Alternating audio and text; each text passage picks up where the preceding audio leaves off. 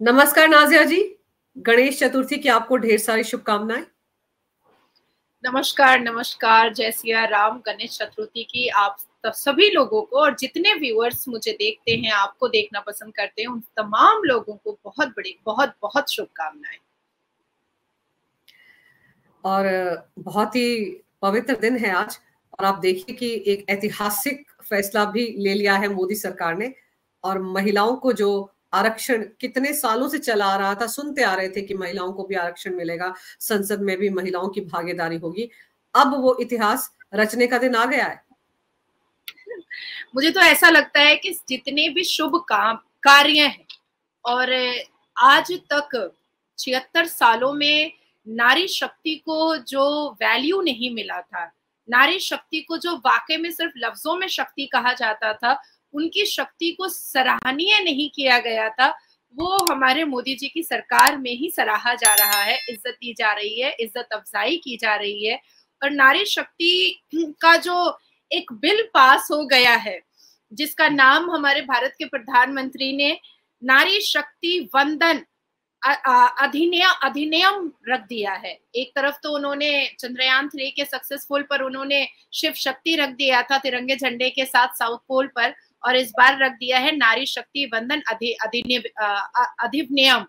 तो मुझे ऐसा लगता है कि सारे शुभ कार्य और सारे हिस्टोरिकल काम सिर्फ और सिर्फ करेज अगर है तो हमारे भारत के प्रधानमंत्री श्री नरेंद्र दामोदर दास मोदी और उनकी टीम में ही है। इसके अलावा तो भैया और कभी हमने देखा ही नहीं। लेकिन आज जब लोकसभा में प्रधानमंत्री ने इसके बारे में बात की कि एक ऐतिहासिक फैसला लेने जा रहे हैं वो लोग, और सबसे उम्मीद करते हैं कि सब इसका समर्थन ही करें, लेकिन बीच में फिर बात आ गई थी शाहबानो की कि अगर 1984 में वो फैसला सुप्रीम कोर्ट का कांग्रेस ने ना पलटा होता संसद में, तो तब की हालत सुधर जाती मुस्लिम महिलाओं की, और एक बहुत बड़ी बात थी। जी हाँ, मैंने अभी एक हफ्ते पहले जब मैं दिल्ली में थी और सुप्रीम कोर्ट के वहां पर supreme inside the supreme court जब मुझसे ये सवाल पूछा गया था, किसी प्रेस वाले ने पूछा था, तो मैंने हाथ दिखाकर एक फिंगर पॉइंट करके मैंने कहा था कि ये वही सुप्रीम कोर्ट है जहां पर 1984 से लेकर के 2017 तक मुस्लिम महिलाओं को रोना पड़ा था, कल्पना पड़ा था, सिसकना पड़ा था, और कई सरकारें आई और गई, पर ना ही किसी ने राष्ट्र की बात की, ना ही किसी ने अखंड भारत की बात की, ना ही किसी ने इस भारत की भूमि की बात की, ना ही किसी ने सनातन धर्म की बात की, ना ही किसी ने वेदों और ग्रंथों की बात की, ना ही किसी ने संस्कार और संस्कृति की बात की, और ना ही किसी ने मुसलमान पसमानदा, मुसलमान डिप्राइव्ड, मुसलमान सिसकी हुई औरतों को पंख देने की बात की। अगर ये किया किसी ने तो सिर्फ भारत के प्रधानमंत्री श्री नरेंद्र दामोदर दास मोदी जी ने किया, और उनके नेतृत्व में ही, उनके ही नेतृत्व के अंदर ये हमें 3 तलाक से आजादी मिली। सबसे ज्यादा मैं ही चीखी चिल्लाई थी और सबसे ज्यादा धमकियां भी मैं ही सुनी थी और आज तक सुनती आ रही हूँ। पॉलीगेमी हलाला को भी सबसे ज्यादा आगे बढ़ाने वाली मैं ही हूँ। आज भी कॉन्स्टिट्यूशन बेंच पे वो मामला मेरा लगा हुआ है। मुझे लगता है कि 24 से पहले इसकी भी जुगाड़बंदी मैं कर ही लूंगी, और आने वाले पार्लियामेंट में इसके ऊपर भी एक जबरदस्त बिल बनेगा। भले ही अवैसी जी चिल्लाएं आंखें मीचकर, उससे कोई फर्क नहीं पड़ता है। हम बात कर रहे हैं 33% रिजर्वेशन की, अंजू जी। बिल्कुल 33% महिलाओं को आरक्षण मिले, ये लंबी चौड़ी बहस होती आ रही है इस पर, लेकिन आज जब ये लोकसभा में बिल एक तरह से रखा गया तो कांग्रेस की तरफ से कहना था कि पहल तो हमने की है, तो कैसे देखा जाए और इसका स्वरूप क्या होगा। बुधवार को इस पर बहस होनी है, तो क्या स्वरूप होगा इसका, इस बिल का? देखिए, राजीव गांधी जी के जमाने में तो शाहबानो और सायरा बानो ने भी तो रोया था ना, कल्पा था ना, आंसू बहाए थे ना, खून के आंसू रोए थे ना। तो तब क्यों नहीं याद आया था राजीव गांधी जी को, और उसके बाद फिर सोनिया गांधी जी को क्यों नहीं याद आया, उसके बाद मनमोहन सिंह जी को क्यों नहीं याद आया। उन लोगों को भी तो याद करना चाहिए था, उन लोगों को भी तो याद आना चाहिए था ना, पर किसी को तो याद नहीं आया। अब बात आती है कि 27 साल से महिलाएं अपने हाथों को मसल रही थी, 27 साल से अपने हलक की बात हलक में रखी हुई थी, अपने दिल की बात दिल में और मन की बात मन में। 13 साल से ये बिल पेंडिंग में अटका पड़ा था। इसको उठा करके कोई देखने वाला नहीं था, इस पर चर्चा करने वाला कोई नहीं था, इस पर बात करने वाला कोई नहीं था। और आज 13 साल के बाद, या इंटायरली अगर हम कहते हैं तो 27 साल के बाद पहली बार एक स्पेशल सेशन रखाया। हालांकि मॉनसून सेशन हमारा खत्म हो चुका था, लेकिन फिर भी, और सबके दिल में एक जिज्ञासा थी और बड़े भड़की हुई थी सोनिया गांधी जी, और उन्होंने तो चिट्ठी भी लिख डाली थी कि भाई ये क्यों स्पेशल सेशन बुलाया जा रहा है। मतलब दुर्भाग्य की बात है कि एक ऐसी इटली की महिला के पीछे ये पूरा भारत भाग रहा था, जिसको महिला के अधिकारों की कोई परवाह ही नहीं, ना पहले थी, ना अब है, और ना कभी रहने वाली है। तो अब 13 साल के बाद इस सारे दस्तावेज के धूलों को हटा करके एकमात्र एक शेर है, एक राम भगवान का अवतार है, जिसने ये सारे धूल मिट्टियों को हटाया खाते पर से, और इस बिल को स्पेशल सेशन में प्लेस किया गया। मैं और भी आपको बताना चाहूंगी अंजू जी कि ये जो स्पेशल सेशन जो 5 दिनों का हमारे पार्लियामेंट में, पुराने पार्लियामेंट में रखा गया है, कहीं ना कहीं मोदी जी के अंदर एक बात थी कि कभी अटल बिहारी वाजपेयी जी बड़ा गुहार लगाया करते थे, बड़ी फोकस किया करते थे कि नहीं, महिलाओं के अधिकार पर बात होनी चाहिए, रिजर्वेशन पर बात होनी चाहिए, महिलाओं का अधिकार वंचित नहीं होना चाहिए। और कई बार अपने मीठे और तीखे अंदाज में श्रीमती सुषमा स्वराज जी ने भी इन बातों को रखा था, कभी बहुत मीठे अंदाज में, कभी बहुत तीखे अंदाज में, कभी बहुत अग्रेशन में, कभी बहुत पोलाइट होकर के उन्होंने अपनी बातों को रखने से कभी वो पीछे नहीं हटी थी। लेकिन उनकी बात भी तय नहीं हो पाई, क्योंकि कांग्रेस का ईरा था, कांग्रेस का जमाना था, हमारा दुर्भाग्य चल रहा था, हमारे ऊपर एक काल चल रहा था। इस वजह से महिलाओं को इज्जत नहीं दी जा रही थी। हमने कई बार सुना है बचपन से लेकर के आज तक, और कई किताबों में पढ़ा है, और भोलपुर में शांति निकेतन है, वहां पर भी इंदिरा गांधी जी के बारे में कई चिट्ठियां हमने पढ़ी हैं कि वो कभी भी किसी दूसरी महिला को अपने बराबर और अपने टक्कर का देखना पसंद नहीं करती थी। और इन जो शांति निकेतन में जो चिट्ठियां आज भी मौजूद हैं शीशे के अंदर, उसको पढ़ने से ये चीजें साफ हो जाती हैं कि यही वजह थी कि ना ही सोनिया गांधी के जमाने में, ना ही मनमोहन सिंह के जमाने में, ना ही राजीव गांधी के जमाने में, और ना ही इंदिरा गांधी के जमाने में कभी भी महिलाओं के अधिकार की बात सुनगुन भी पैदा हुआ, और ना ही बात को पूरा किया गया। अब बात आती है कि जिस भारत की भूमि पर 48.41% 2022 का डेटा मैं बता रही हूं कि 48.41% महिलाओं की पॉपुलेशन है, इसको अगर आंकड़े से हम निकालें तो 70 करोड़ से ऊपर महिलाएं हैं इस भारत की भूमि पर, इस धरती पर महिलाएं हैं, और उनको बराबरी का दर्जा नहीं दिया जा रहा था। उनको बराबरी का दर्जा देने के लिए कांग्रेस की सरकार ने कभी भी आवाज उठाना तो बात छोड़िए, कभी चू तक नहीं किया कि महिलाओं को भी उनका रिजर्वेशन देना चाहिए। आज मोदी जी ने जब संसद में कहा कि हर एक फील्ड में, हर एक जगह पर महिलाएं आगे बढ़ रही हैं, इसरो की टीम से लेकर के उन्होंने लाइफ इंश्योरेंस तक की बात कह डाली कि सारे मैदान में हमारी महिलाएं जो हैं वो आगे निकल रही हैं, तो इस संसद के अंदर सिर्फ 78 महिलाएं क्यों होनी चाहिए? 542 चेयरों के बीच में सिर्फ 78 महिलाएं। हालांकि देखिए, उन्होंने भारतीय जनता पार्टी के बारे में सिर्फ बात नहीं की है, उन्होंने तमाम पार्टियों को लेकर के 78 महिलाओं का नाम लिया, और उन्होंने कहा कि 542 में सिर्फ 78 महिलाएं क्यों होनी चाहिए। आज भारत की बेटियां हमें चांद तक पहुंचा रही हैं। आज भारत की बेटियां लाइफ इंश्योरेंस से देखिए, और खेत जोतने से लेकर के फाइटर जेट तक देख लीजिए, तो भारत की बेटियां वो काम कर रही हैं। तो संसद के अंदर सिर्फ 78 क्यों? मैं बोलना चाहती हूँ कि जब पहले दिन के कल के सेशन में, पार्लियामेंट सेशन में जब फेयरवेल हो रहा था कि यह आखिरी सत्र यहाँ पर चल रहा है और इसके बाद विंटर सेशन जो है वो नए पार्लियामेंट में होगा, तो कई नई पुरानी यादों को लेकर के हमारे भारत के प्रधानमंत्री जी कल बड़े भावुक हो गए थे, आंखों में थोड़ा सा आंसू आ गया था। कहने लगे कि एक गरीब घर का इंसान हूं मैं, बहुत गरीब, एक चाय वाला हूं, मुझे लोगों ने चाय वाला का नाम दिया था, और जब मैं पहली बार पार्लियामेंट में एंटर किया था तो मैंने अपने शीश को झुका करके माथा टेका था, और मैंने कहा था कि इसको मैं पार्लियामेंट नहीं कहूंगा, इसको मैं टेम्पल ऑफ डेमोक्रेसी कहूंगा। इतनी खूबसूरत बात उन्होंने कही, तो मेरे मन में एक ख्याल आया कि आज जो 33% रिजर्वेशन तय हुआ है हमारे लिए, आप भी महिला हैं अंजू जी, आपने भी बड़े सिक्के चलाए हैं अपने नेशनल न्यूज पर, आपने भी बड़ा दहाड़ा है नेशनल न्यूज पर। लोग आज भी जब मुझे और आपको साथ में देखते हैं और जब मैं उसके कट्स निकाल करके मेरी टीम जब उसको डालती है तो नीचे आता है कि आज तक में इनके सिक्के चलते थे, अरे सहारा में इनके सिक्के चलते थे। तो गुजरे जमाने की बात है, गुजरे जमाने की बात है। मैं ऐसे मैसेजेस आपको दिखा सकती हूँ। तो आप सोचो कि हम दोनों एक वर्कहॉलिक, एक वर्किंग वुमेन है, साथ साथ माँ भी हैं, एक परिवार भी हम चला रहे हैं, हम दोनों परिवार भी चला रहे हैं, ममता भी है हमारे अंदर। तो आप सोचो कि एक भारत का प्रधानमंत्री जो सीता माँ की पूजा करता है, जो पार्वती माँ की पूजा करता है, जो ब्रह्मणी को पूजता है, जो माहेश्वरी को पूजता है, जो कुमारी को पूजता है, जो वैष्णवी को पूजता है, जो वराही को पूजता है, जो इंद्राणी को पूजता है, जो यामी को पूजता है, तो वाकई में ऐसा ही व्यक्ति तो भारत की महिलाओं के बारे में सोचेगा ना, और सोचेगा कौन।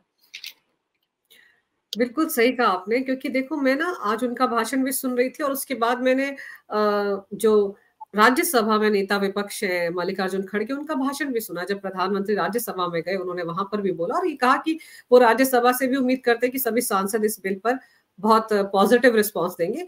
तो मल्लिकार्जुन खड़गे ने ये सवाल उठाया कि देखिए सभी पार्टियां ऐसी महिलाओं को चुनकर लाती हैं दलितों से भी, जो सिर्फ उनकी बात सुने और मुंह बंद रखे और सिर्फ हाँ में हाँ मिलाएं। तो वो देखिए उन्होंने किस तरह की बात की, जबकि मुझे ये लगता है कि अगर आप महिलाओं को मौका देंगे तो और उनको उनके बारे में, उनके हक के बारे में बोलने का मौका देंगे तो जरूर बोलेंगी। लेकिन वो पता नहीं किसकी तरफ इशारा कर रहे थे, यानी किस मुद्दे पर भी वो राजनीति कर रहे थे। और जब यूपीए के टाइम में इस बिल को इंट्रोड्यूस करवाने की बात हुई थी, तब भी तो समाजवादी पार्टी और आरजेडी का ऐसा ही रुख था। देखिए मैं आपको एक बात बता दूं, अभी 10 मिनट पहले की मैं आपको की न्यूज दे रही हूँ। 180 सीट पर 2 एमपीज के बारे में बात की जा रही है और 33% रिजर्वेशन तो हमारा फिक्स हो ही चुका है, वो बिल तो पास हो ही गया है। और ये कुछ नया नहीं है, ये भी कुछ नया नहीं है। मैंने आपको पहले भी किसी एक सेशन में मैंने कहा था कि ये भी कुछ नया नहीं है और ये भी कुछ नया नहीं है। 1952 में ये ऑलरेडी हो चुका है, 1957 तक ये चल रहा था। एक क्षेत्र पर, एक लोकसभा पर 2 लोग, एक महिला नेत्री और एक जनरल जो भी जिसका भी नाम आना था, उनको इलेक्शन फाइट कराया जा रहा था। बहुत बड़े कांग्रेस के विरोध के बाद ये 1962 में इसको खत्म कर दिया गया। अब इसके बाद फिर मैं आपको एक चीज और बता देना चाहती हूँ कि 12 सितंबर 1996 में ये बात फिर उठी थी, बहुत जोरदार तरीके से उठी थी। मैंने आपसे कहा भी कि सुषमा स्वराज जी ने कभी अपने तीखे अंदाज में और कभी अपने मीठे अंदाज में इस बातों को रखने से कभी वो पीछे नहीं हटी। तो एच.डी. देवे गौड़े ने टेबल पर इस बारे में बात रखी थी और कॉन्स्टिट्यूशन 81 अमेंडमेंट बिल के हिसाब से उन्होंने कहा था कि 1/3 महिलाओं को दे देना चाहिए रिजर्वेशन, 1/3। और आज जो ये हिस्टोरिकल बिल आया है, मुझे लगता है कि सपना सच हुआ है। मुझे लगता है कि आज इस भारत की धरती पर हर एक महिलाएं बलाइयां ले रही होंगी भारत के प्रधानमंत्री की। आज गणेश पूजा में एक और दुआ बढ़ गई होगी कि और लंबी उम्र हो जाए भारत के प्रधानमंत्री की। इस बिल का नाम जिस हिसाब से उन्होंने नारी शक्ति वंदन रख डाला, ये भी अपने आप में एक हिस्टोरिकल बात है। ये भी अपने आप में एक हिस्टोरिकल बात है। मैं अटल जी के बारे में भी कहना चाहूंगी कि उन्होंने कई बार एक बात कही थी कि सरकारें आएंगी, सरकारें जाएंगी, पर ये राष्ट्र रहना चाहिए, ये भूमि रहनी चाहिए और महिलाओं का अधिकार रहना चाहिए। महिलाओं को उनके अधिकार से वंचित नहीं करना चाहिए। तो मैंने हमेशा कहा है कि राम और शिव भगवान के 2 अवतार हैं हमारे पास, और इस बार भारत की तरक्की जो है वो हो तो रही है, और आगे आगे देखिए होता है क्या। आपने खड़गे जी की बात कही है, तो मैं पूछना चाहती हूँ कि ये लोग अपने आप को बहुत एडुकेटेड कहते हैं, बहुत पढ़े लिखे कहते हैं। हार्वर्ड यूनिवर्सिटी से पढ़ा राहुल गांधी और हार्वर्ड यूनिवर्सिटी से पढ़ा पाकिस्तान का former prime minister Imran Khan, एक पप्पू बनकर रह गया और एक कुत्ता बनकर रह गया। तो क्या हमें ऐसा चाहिए इंसान व्यक्ति जिसको देश का बच्चा बच्चा पप्पू बुलाए और पाकिस्तान देश का बच्चा बच्चा जिसको कुत्ता कहकर बुलाए? तो हमें तो ऐसा व्यक्ति नहीं चाहिए। हमें तो संस्कृत भाषा में पढ़ा लिखा, एक छोटे से मामूली स्कूल में पढ़ा लिखा एक ऐसा व्यक्ति मिल चुका है जो भगवान के अवतार के रूप में आया है और जो कोई डिस्क्रिमिनेशन किसी कास्ट में नहीं रख रहा है। इस बिल में भी उन्होंने एससी को दिया है, एसटी को दिया है, एंग्लो इंडियन फीमेल्स के बारे में बिल में लिखा हुआ है कि एससी को मिलेगा, एसटी को मिलेगा, एंग्लो इंडियंस को मिलेगा। तो जो सारी चीजें बिल्कुल ट्रांसपेरेंट क्रिस्टल क्लियर लिखी हुई हैं और किसी तरीके का कोई डिस्क्रिमिनेशन नहीं है, किसी तरीके की कोई पार्शियलिटी नहीं है, तो ये खड़गे जी बोलेंगे क्या? इनके पास है क्या? आज आप सोचो कि अमेठी में राहुल गांधी हारा क्यों? इतनी तिगड़म लगाने के बावजूद अम्मा को उठ करके, वो अम्मा मैंने बोल दिया, अम्मा तो भारतीय लोग बोलते हैं, ममा को उठ करके फोन करना पड़ा सपा के लोगों को कि मेरे बेटे को जिता देना। इसके प्रूफ है मेरे पास कि मम्मा को उठ करके फोन करना पड़ा, मम्मा ने फोन किया था, लेकिन फिर भी स्मृति ईरानी जी ने जीता। क्यों वो हारे थे आपको पता है? वो हारे थे क्योंकि हिंदू उनसे नफरत करने लगे थे, राहुल गांधी जी से। और जिस कॉन्स्टिट्यूएंसी से वो जीत रहे थे, जीते, वहां पर उनको मुसलमानों ने वोट दिया। और इसका नतीजा आज हमको दिख रहा है कि स्टालिन के बाल बच्चे जो है वो माँ का नाम दुर्गा होते हुए भी वो गालियां लेकिन देते हैं सनातन धर्म को। तो मैं फिर ये एक बात कहना चाहती हूँ कि 8% सुन्नी मुसलमान का वोट अपने पॉकेट में रख लो, बाकी सारे वोट तो हमारे हैं। आज अभी इसी वक्त अंजू जी अगर वोट करा दिया जाए इसी लम्हे में, तो मैं कहती हूँ कि ये 40 सीटें भी इनके पास नहीं बचेंगी। 10-15 सीटों में ये कहीं कोने में नए पार्लियामेंट में ऐसा छुप जाएंगे कि लोग खोजते नहीं खोज पाएंगे, और इनको कॉरिडोर पर फिर से इनको फ्लाइंग किस और आंख मारना पड़ेगा। आप सोचो, आप डिफरेंशिएशन लगाओ ना। भारत को सोचने की क्या जरूरत है इसमें? एक तरफ एक प्रधानमंत्री के दौड़ में दौड़ रहा है राहुल गांधी, जो कन्हैया को लेकर के देश को तोड़ने की बात करता है, और वो करते हैं भारत जोड़ो यात्रा, जो संसद के अंदर देता है चुम्मा चाटी और संसद के अंदर आंख मारता है। और एक ऐसा व्यक्ति जो नारी शक्ति के बारे में बात करता है, नारी शक्ति वंदन के बारे में बात करता है, जिसने चांद के साउथ पोल पे शिव शक्ति नाम रख दिया, जो हर रोज मुस्लिम पसमानदा बेटियों को उजागर करता है कि नहीं तुम भी कुछ कर सकती हो, नहीं तुम भी कुछ बन सकती हो। तो क्रिस्टल क्लियर है, कोई नहीं जाकर के राहुल गांधी को वोट देगा, और इतनी बुरी तरीके से ये 15 सीटों में एकदम पैक हो जाएंगे ना कि पार्लियामेंट में ऐसे करके ढूंढना पड़ेगा। लेकिन ये बताइए कि ओवैसी साहब का क्या होगा? उनकी पार्टी कैसे इतना रिजर्वेशन दे पाएगी? उनका तो बुरा हाल होने वाला है। ओवैसी साहब के लिए भी मैं बहुत बड़ी तैयारी करके रखी हूँ।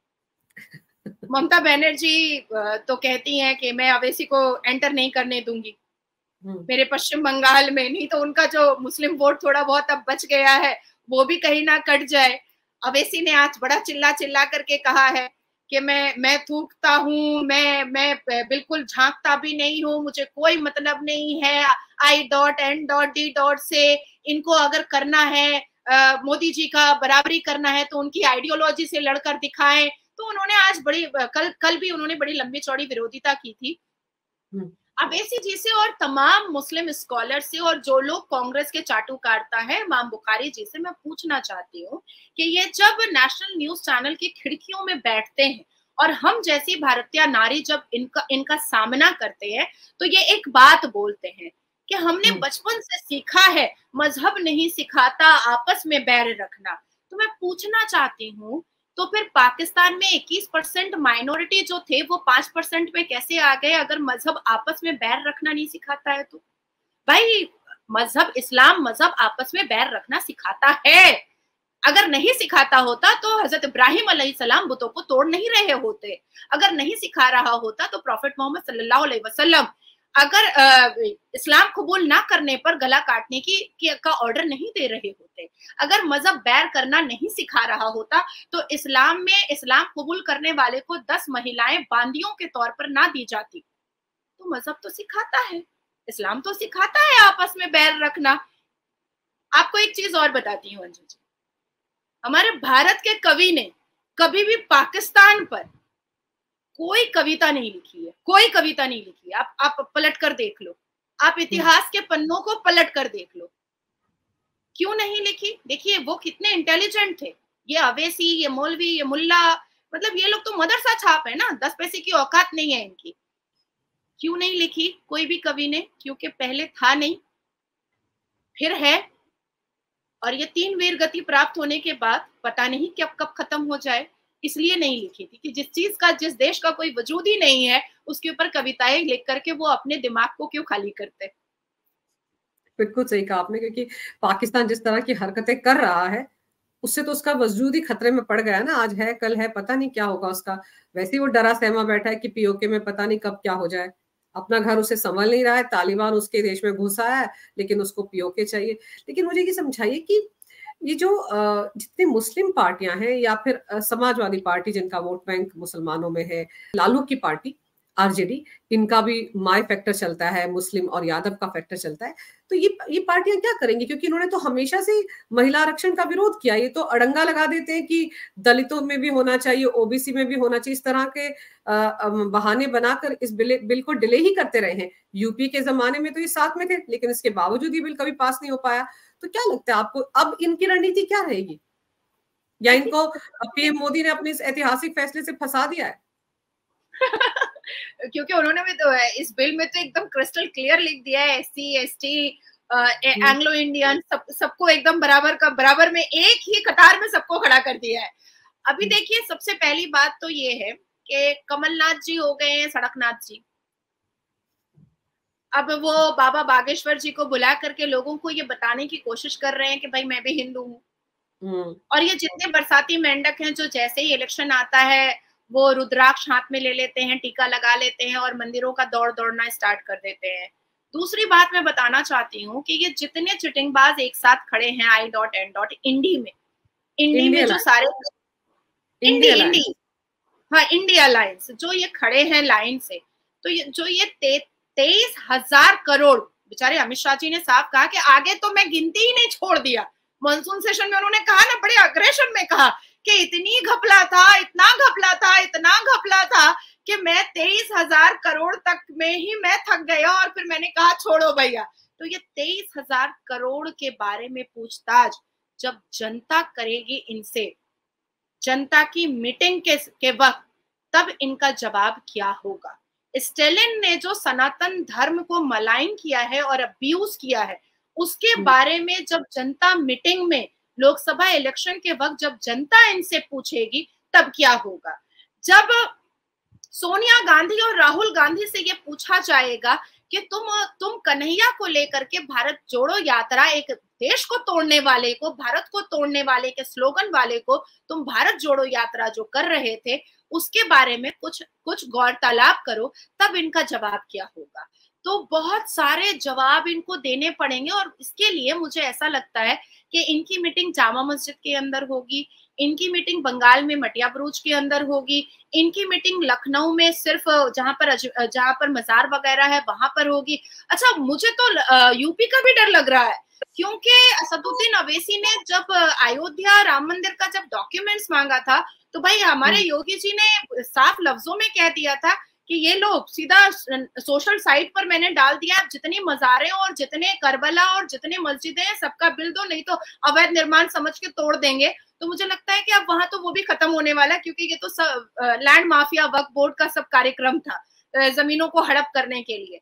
तो ये सिर्फ मुस्लिम कम्युनिटी जो जहां पर मुस्लिम पॉपुलेशन है वहां पर अपनी अपनी स्पीचेस रखेंगे और मुसलमान ही नारे तकबीर करेंगे। इसके अलावा मोर देन 82% जगह पर ये जाने के काबिल नहीं है, इनके पास मुंह ही नहीं है जाने का। अब आप बोलिएगा कि हमारे देश में जो 42% जो पढ़े लिखे लोग आते हैं, जो बहुत ज्यादा हाईली एडुकेटेड आते हैं, जिसमें इंजीनियर, डॉक्टर, हम जैसी फैमिली के लोग, बैरिस्टर, ऐसे लोग जो आते हैं, वो तो 23,000 करोड़ के बारे में ही सबसे पहले पूछेंगे कि भाई ये तो जनता का पैसा था। चारा घोटाला, SSC scam, TET scam, Narada Saradha, Rose Valley chit fund, तो ये सारी चीजें जो आपने करके रखी हैं, कोयला घोटाला, गोरू प्रचार, तो ये सारी चीजें जो आपने करके रखी हैं, इसके बारे में थोड़ा सा गौर तलाब करें, इसके बारे में थोड़ा कन्फ्रंटेशन पे बैठे। लेकिन नाजिया जी, दिक्कत विपक्षी पार्टियों को इस बात से हो रही है कि अगर 33% आरक्षण दे दिया जाता है महिलाओं को, तो फिर तो 50% जो वोट बैंक है वो सीधे सीधे पीएम मोदी के खाते में चला जाएगा। बीजेपी को वोट करेंगी महिलाएं। ऐसे में मुस्लिम महिलाओं का रुख आपको क्या लगता है? उनके लिए भी तो मोदी सरकार ने सबसे ज्यादा काम किया है, क्या इस बात को वो रियलाइज करती हैं? बिल्कुल बिल्कुल, बेशक करती हैं। देखिए, मैं आपको ये कहना चाहूंगी कि लाखों की भीड़ में अगर 10 मुल्लियां खड़ी होकर के ये कहती हैं कि नहीं भाई मोदी जी अच्छे इंसान नहीं है, तो ये तो फ्रीडम ऑफ स्पीच का नाजायज फायदा उठा ही रहे हैं मुसलमान। बिल्कुल उठा रहे हैं। अपने अपने घर के अंदर, मुझे एक बात बताएं, आपके कोई भी मुसलमान अपने घर के अंदर अपने बाप को एक तमाचा खींच के मार सकता है? नहीं मार सकता है ना। लेकिन मोदी जी को रोज गालियां दे करके, आराम से सीना चौड़ा करके, उन्हीं की योजनाओं से लाभ उठा करके, उन्हीं की सुरक्षा, भारत की मिट्टी पर आराम से सुकून से सो जाता है। अब आप सोचो इनका करेज आप सोचो कि ये कितने बेशरम कौम है। देखिए, मैं आज 33% रिजर्वेशन की बात हो रही है। मैं आपको दावे से कह सकती हूँ, एक मुसलमान औरत होने के नाते, कि अगर ये नहीं भी होता, ये तो उनके हृदय में इतनी मोहब्बत है महिलाओं के लिए, इसलिए उन्होंने स्पेशल सेशन बुला करके किया है। उनको लगा कि ये होना चाहिए और इसी नए पुराने पार्लियामेंट में ही होना चाहिए, ताकि जो भी लोग इस बारे में बात उठाए थे उनकी भी आत्मा को शांति मिले। तो मैं, अगर ये नहीं भी होता तो भी जितनी योजनाएं मुसलमान लड़कियों के लिए और मुसलमान कारीगरों के लिए, मुसलमान बच्चों के लिए आ चुकी थी, उस हिसाब से भी मुसलमान महिलाओं के 80% जो महिलाएं हैं मुस्लिम की, वो मोदी जी को ही वोट करती, एट एनी कॉस्ट वो मोदी जी को ही वोट करती है। आप सोचो, शादी शगुन योजना, कारीगर योजना, सीखो और कमाओ योजना, ईदी योजना, 3 तलाक बैन, पॉलीगेमी एंड हलाला को बैन करने का पूरा हम लोग ताकत लगा रहे हैं। हज में जाने के लिए जो जीएसटी 15% था उसको 8% कर देना, महिलाओं को अकेले हज जाने की पहली बार 1500 साल में अनुमति देना, उनको वो फ्रीडम फील कराना कि आप अल्लाह के घर में अल्लाह की हिफाजत से जा सकती हैं। तो ये सारी चीजें जो हैं, शिक्षा के ऊपर इतना ध्यान देना, कहीं पर 50% मुसलमान लड़कियों को स्कॉलरशिप देना, कहीं पर 75% मुसलमान पुरुषों को नौकरी का कोटा दे देना, तो ये सारी चीजें कंबाइंडली अगर देखा जाए तो भारत के प्रधानमंत्री ने कभी भी किसी भी कास्ट में कोई डिस्क्रिमिनेशन नहीं किया है। और पहली बार भारत के इतिहास में पहली बार एक ऐसा प्रधानमंत्री आया है जिसने सच में वाकई में मुसलमान बेटियों के लिए सोचा है, मुसलमान महिलाओं के लिए सोचा है, वाकई में मुसलमान बच्चों के लिए सोचा है। आप सोचो कि पहले ही संसद में उन्होंने कहा था कि एक हाथ में कुरान और एक हाथ में कंप्यूटर दे दीजिए। तो वो चाहते थे कि मुसलमान बच्चे और बच्चियां इतनी काबिल हो जाएं कि उनको किसी के सहारे की जरूरत ना हो, वो खुद अपने पैर पर खड़े होकर के चिल्ला कर कहें कि भाई मुझे इस चीज की जरूरत है। क्योंकि हम अपनी बातों को तब रखने के पोजीशन में आते हैं जब हम शिक्षित होते हैं। जब तक हम शिक्षित नहीं होंगे तब तक हम यही सोचेंगे कि मेरे अब्बा मरने के बाद 72 वर्जिन हूर पाएंगे। जब तक हम शिक्षित नहीं होंगे तब तक यही होगा ना। हम शिक्षित हैं, हम समझ रहे हैं, तो मुझे समझ में आ रहा है कि ये झूठी लुच्ची कहानी है, ये फैब्रिकेट कहानी है। तो ये चीज एकदम क्रिस्टल क्लियर है कि पुरुष अगर दे ना दे वोट भारत के प्रधानमंत्री को, लेकिन महिलाएं 80% सिर्फ और सिर्फ मोदी जी को ही वोट करेंगी। तो चलिए, अब कम से कम बुधवार को जब इस पर बहस होगी बिल पर, तो उसके बाद देखते हैं इसका क्या होता है। लेकिन एक बड़ी ऐतिहासिक और पॉजिटिव जिसे कहते हैं पहल शुरू हो गई है, और महिलाएं होने के नाते हम दोनों को भी खुश होने की जरूरत है।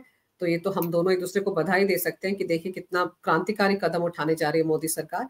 अब वो पार्टियां जो पहले इसका विरोध करती रही थी, जिनको अभी खुजली मचनी शुरू हो गई कि वो कैसे महिलाओं को खड़े करेंगे, कैसे उन्हें बराबरी पर लाएंगे, कैसे उन्हें सांसद बनाएंगे, तो उनको देखना होगा कि उनका रवैया अब भी क्या रहता है। क्योंकि बहस होगी संसद में, तो बहुत मजा आने वाला है अंजू जी, कि एक गुट खड़ी हुई थी कि नहीं तलाक होना चाहिए। तो हम लोगों ने तो उस वक्त 2017, 18, 19 तक हमने उन महिलाओं से काफी अच्छे सवालात किए थे नेशनल मेनस्ट्रीम मीडिया पर बैठ करके, जो तब वो चुप हो गई थी। अभी ये सुनना बाकी है कि नहीं हमें रिजर्वेशन नहीं चाहिए। क्योंकि देखिए, कांग्रेस की सरकार और ये जो गठबंधन जो 28 माथा का रावण जो है, वो ऐसी टट्टू और पपेट महिलाओं को खड़ा करेगा। मैं आपको चैलेंज कर रही हूँ कि खड़ा करेगा। और बोरके में खड़ी होगी तो कोई साड़ी में खड़ी होगी, डेफिनेटली खड़ी होगी। तब जब हमारा जो सवालों का तीर उनसे स्टार्ट होगा ना, तब देखने में मजा आएगा। क्योंकि मैं तो मतलब एकदम ट्रांसपेरेंट सवाल करती हूँ, मैं तो ऐसे ढके हुए लफ्जों में मैं सवाल करती नहीं हूँ। जब मेरा पॉलीगेमी और हलाला जब फाइल हुआ था, तो उस वक्त भी मुसलमान महिलाओं ने मुझे टारगेट करने की कोशिश की थी, पुरुषों के साथ साथ, क्योंकि पुरुष को मैं आराम से जवाब दे पा रही थी, तो उन्होंने सोचा था कि महिलाएं अगर खड़ी हो जाएंगी तो ये जवाब नहीं दे पाएगी। तब मैंने उनसे पूछा था कि आपके बेड पर आपके पति के साथ 4 और महिलाएं रहेंगी तो ये फोरसम करने में मजा आएगा क्या? काफी मॉडर्न हो गई हैं मुसलमान महिलाएं भाई। तब उनकी जुबान चुप हुई थी और कोई सामने नहीं आया था, और आराम से कॉन्स्टिट्यूशन बेंच में मेरा पिटीशन चला गया। तो मैं तो ऐसे ही सवाल फिर से करूंगी इस रिजर्वेशन पर भी। आपका यही अंदाज बहुत से लोगों को पसंद है और बहुत से लोगों को नाराज भी करता है, लेकिन हम चाहते हैं कि आप अपना ख्याल रखें, आप ऐसे ही दबंग तरीके से विरोधियों के मुंह बंद करते रहें, क्योंकि आप जो बात कहती हैं नाज़िया जी, उसमें तथ्य होते हैं, तथ्यों के साथ आप बात करती हैं, हवाई बातें आप नहीं करती हैं, इसीलिए बहुत आपको चाहने वालों की तादाद बहुत ज्यादा है। लेकिन चलिए, अभी तो हमें बहुत मजा आएगा जब यही विपक्षी पार्टियां जो पहले रिजर्वेशन के खिलाफ मोर्चा खोले हुए थी, अब वो क्या बोलती हैं, क्योंकि उन्हें मोदी सरकार ने एक ऐसी जगह पर लाकर फंसा दिया है जहां से वो इसका विरोध करेंगे तो भी फंसेंगे और इसको एक्सेप्ट कर लेंगे तब तो बुरी तरह से फंसेंगे। उनकी राजनीति की दुकान का क्या हाल होगा ये तो 2024 में पता चलेगा। लेकिन आपने इस मसले पर जो विस्तार से जानकारी मेरे दर्शकों को दी है, उसके लिए आपका बहुत बहुत धन्यवाद। नमस्कार, भारत माता की जय हो, वंदे मातरम। नमस्कार, वंदे मातरम।